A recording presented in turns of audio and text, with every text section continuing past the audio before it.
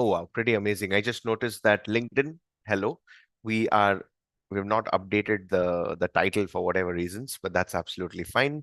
YouTube, we are here. Yeah, YouTube is perfectly sorted. I don't have nothing to worry. Okay, so when you look at public speaking and communication, at the end of the day, you all want to experience, all of us, we want to experience a good life, isn't it? A good life, a happy life, life where every moment we are able to experience a lot of joy, a lot of gratitude, a lot of compassion, have a good time, really, whether it's our personal or professional life. So over the last couple of years, I've realized that every single time I did not have the right set of communication skills, it put me into humongous set of problems. And only when I started working towards this one unanimous skill, everything improved.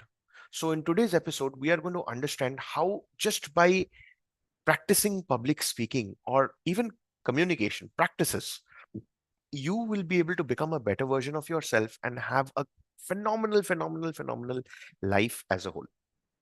Now, personal life is something that usually in the corporates, it's considered that you should keep your entire personal stuff away. But we know for sure that even though maximum 8 to 10 hours, 12 hours, we are giving into our profession. But at the end, it's the personal life that gives us and that acts as the right battery, the right recharge, which allows us to show up for the world. And if that's one area which is messed up, it doesn't make any sense, isn't it? So I'm going to take examples from my life and walk you through what are the mistakes that I did. And then I will give you the frameworks that I learned from there. And then we will see how things move forward. Again, as usual, I just have the bullet points, but nothing concrete specific to work towards. And that's how I would like this entire episode to be. So, whenever I look at my college, I'll start exactly from there. In school, I always used to feel that I'm not in the right school. The environment was not good, the people are not that good. But in my college, I always used to feel, oh my god, college is such a beautiful place. We all used to see in the movies how people make lifelong friends in college and all that. It was such a good place. But unfortunately, in the very first year, there were certain issues that came up, certain reasons that cropped up. And for me, that was such a shocking thing because what I did is I spoke very openly about my thoughts and feelings with respect to people, with my batchmates, especially my hostel mates, only to realize that they took that as an opportunity and they betrayed my trust by telling those confidential things to others in the batch. So I felt isolated in my very first year in college. Of course, I didn't even know how to speak in English or Hindi properly back then, so it made it even more difficult. But then, and also, I did not have the right style statement. I was wearing the same clothes over and over again. It was a very weird situation to be in college. And that I remember created a big gap where I didn't even was not on talking terms with a few of my core batchmates. Like I did not even want to speak to them. There were arguments. There were usually in college people want to have that bravado. They want to fight and all those things. But for me, it was not about fighting. It was about how civilized you are going to be. Same thing with the seniors. They used to rag us, and they did not just rag us. See, one thing is when you physically hurt someone, but when you abuse them verbally without even touching them, you are creating an imprint which is far more difficult for you to fathom, especially knowing that these are some things that you cannot share with anyone. So for me, it was very dangerous situation to be in where I felt completely helpless. But what I did is I took a stand. I took a stand in this case for me. I would say it's the wrong thing to do, But I figured it out in my own way, in which I said to myself, I'm not going to speak to the people who do not add value in my life. Like, I'm not going to be on talking terms with them at all. Now, there were certain batchmates, there were certain seniors, juniors. Like, imagine a senior is walking past, I wouldn't even look at them. And that's a very, very insulting thing to do for a scene towards a senior. But that's the way that I wanted it to be. I was very, very open, very, very vocal about it, that it's absolutely fine even if you boycott me, but I don't want to be a part of this. It doesn't feel right. That also got me into a state where I would get into a zone of numbness and isolation. So I do that. If someone speaks rudely to me, if someone speaks in a bad manner with me, I isolate myself from them completely. I don't even want anything to do with that person. That's the way that I am.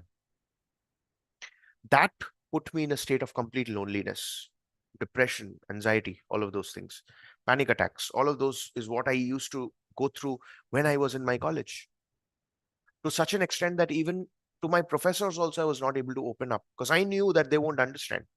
They would just pile up pressure. I remember there are two professors who asked me genuinely, Surideep, what is your problem? Is there any way that I can help? That's when I opened up to them, and then they did help me out.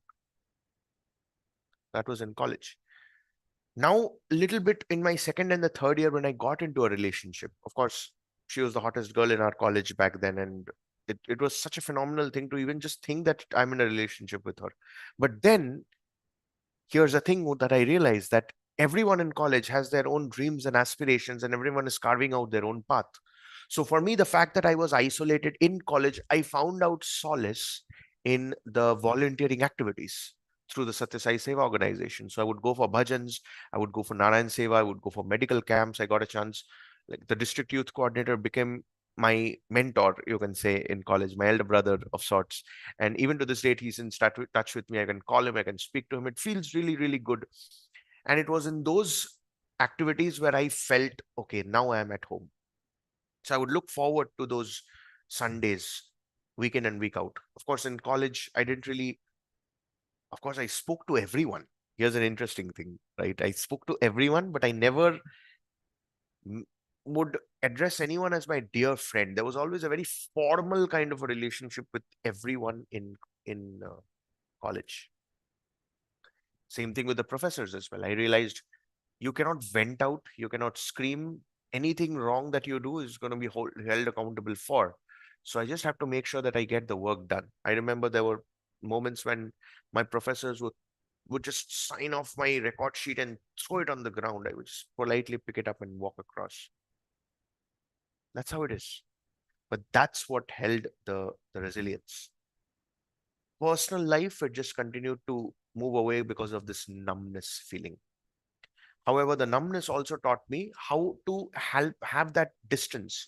You separate yourself out from the situation, you get your own personal space, and you start working on your own self. As you do more of it, you begin to realize you're becoming a better version so that you can show up as a better version for the people who are there in your life. Back then, it was my girlfriend. And of course, with my parents, I used to speak.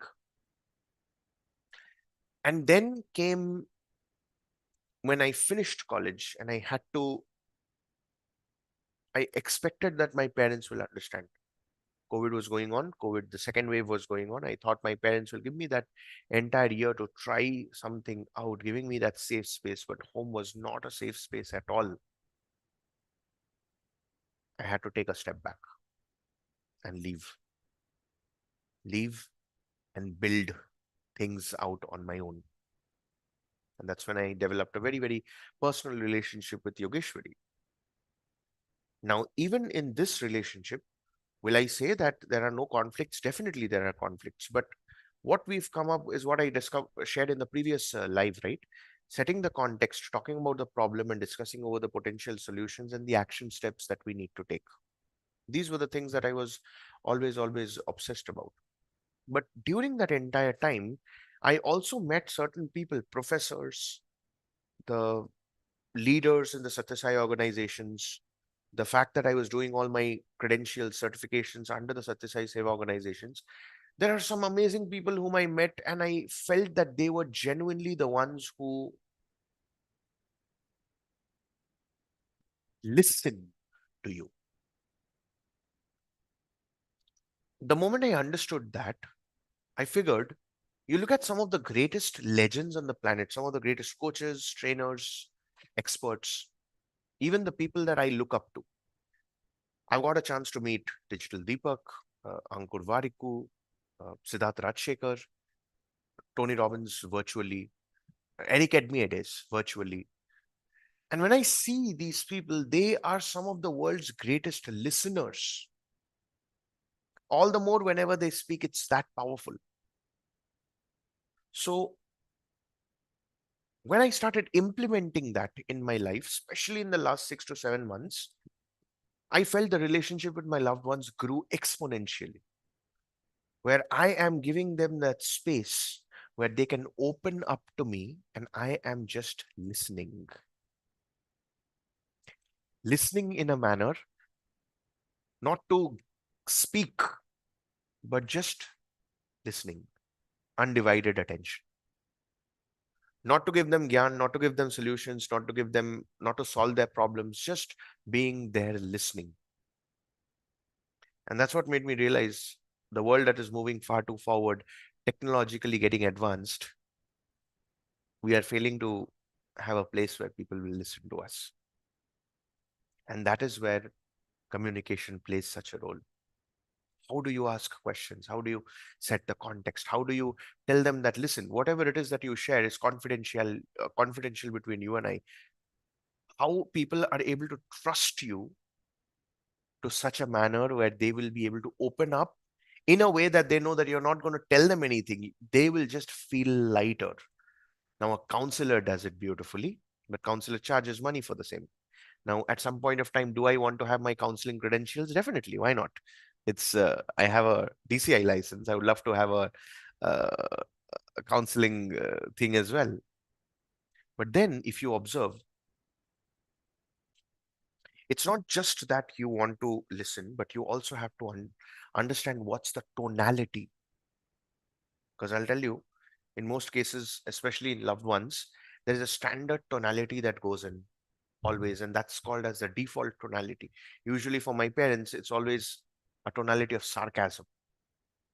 Very few times I've felt the genuine love and care. Now, we all know what the tonality of love and care looks like, right? For example, right now I'm talking to you, I'm sharing my heart out. Are you able to feel some kind of a love and care that's there in my tonality? This is not the usual way in which I speak. But whenever I'm sharing something that's a little personal, my voice becomes slightly soft.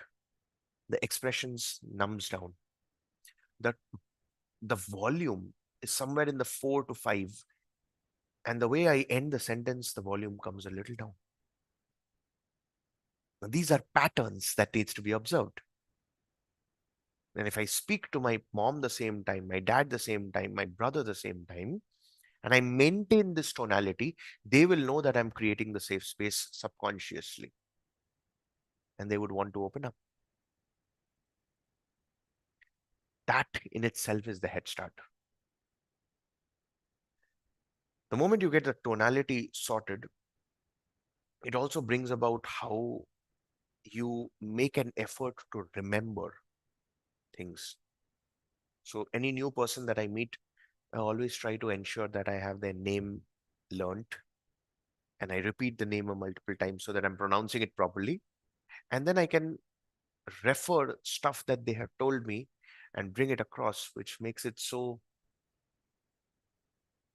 good and heartfelt for them to await another interaction with me. And I had some phenomenal interactions with quite a few amazing people. Some of them are our own community members who've been in touch with me. Had a chance to meet all of them quite a few times, and every single time they just said that it felt so amazing talking to you, Surya. It's not because I did anything new. It's just that I wanted to be there, present, right there with them. So whenever you feel that you want to talk to someone, the first and foremost thing is to maybe take out a piece of paper or a note in your phone and write down what is it that you would like to talk about. Is it your personal life, your professional life? Is it something related to perspective, something related to thoughts? What I always do with my parents right now is, because I know that my dad is about to hit his 70s, my mom is about to hit her 60s, and are they have so much of experience. And I'll tell you, it takes quite a lot of courage to raise two sons, raise one to be a doctor, the other to be a CA. Like, they are superheroes. So when I ask them about their perspectives and they open it up to me, I'm able to get wisdom. The fact that I'm asking those questions and they are giving me that wisdom, they feel good. Now, I do the same thing with anyone I meet. So a couple of years ago, I mean, I think last to last year, I got a chance to meet my school friend, who's been my oldest school friend, and we got in touch after quite a long time, and we met. We shared each other's journeys and stories and whatnot. And then I asked him, "How was your experience growing up in school?" And the way he described it all was a completely new dimension altogether, something that we've never discussed before. And that's again a skill that I have developed over a period of time. So emotional intelligence, critical thinking makes no sense until unless you are able to sum it together to master the skill of inquisitive questioning, where you ask a question, open-ended question, that genuinely makes the other person realize that you genuinely care. Even now, the relationship with Yogeshwari, we are always in alignment about this one thing, that we will always team up together and work towards a problem, which means there is never any raising of voice. Never. Imagine, never. There are allegations, maybe venting out complaints and all that, but always, we want to focus on solving things together. There is always a proper context setting before we go about discussing anything. And at the end, we see how 1 plus 1 can become 11. How can we team up together, use our respective skill set and strengths, and make sure that we are getting the whole thing rolling in? And that's why when people meet us, now, dear friends or anyone, and they hear about our story and all, they're like, how can we experience something like this? Or how do you even get to do it? Now, maybe at some point of time later, once we grow as a couple, we might just introduce relationship coaching also, maybe at some point of time as another form of cohort, you never know. But the fact that we are constantly growing, evolving, learning, improving on a day-to-day basis, that itself sets that entire foundation. My mom will always tell me some very weird things. Okay. She will be like, every single time I meet you, you come up with something new. You get attached to something new. Sometimes it's Vedam, sometimes it's bhajan, sometimes it's meditation, sometimes it's reading books, sometimes it's webinars and all that. And I always used to feel, why is she saying this? Until a day when I asked her that, how would you feel if I got addicted to smoking and alcohol and drinking and cocaine and all these things? And she said, yeah, that's true. And every single time you get into something, it's always more productive. It's always to become a better version of yourself. And now that she's seeing that slowly, I'm growing faster than my peers, the people who graduated with me in college. The fact that I am aware to still be as humble as I was when I was a small child, the fact that I never raised my voice against my parents no matter what, even though they did while growing up, the grudge was always there. But I've developed awareness, developed reflection, clarity. So I think I've spoken quite a lot of strategies and frameworks.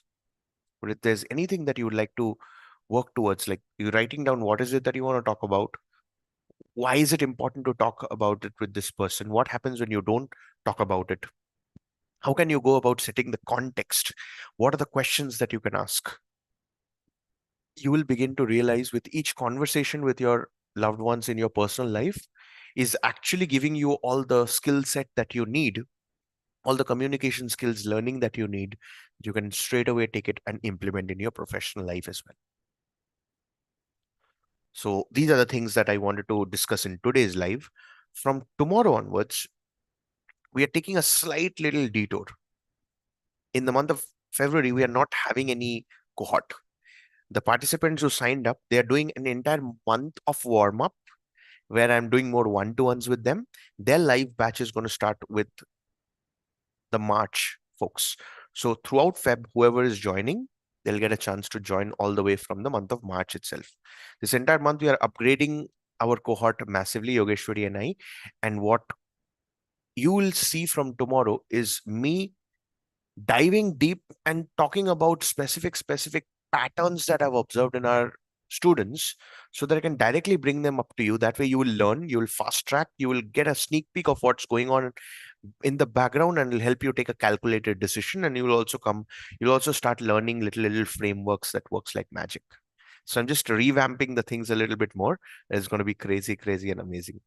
Wishing you, I hope you had a great January 2026. Wishing you a life changing Feb 2026 also. I know for sure that January, for me personally, was not a very good month, both personally and professionally. The job resign and followed by the cohort. Not, it started out, but I wouldn't really say it's that good, what I would have ideally wanted it to be. But the fact that I'm taking actions right now, I know for sure it's just going to compound and build over a period of time. I wish the same for you as well. With that, this is Dr. Srideep. Love you so much. See you tomorrow sharp at 8:30.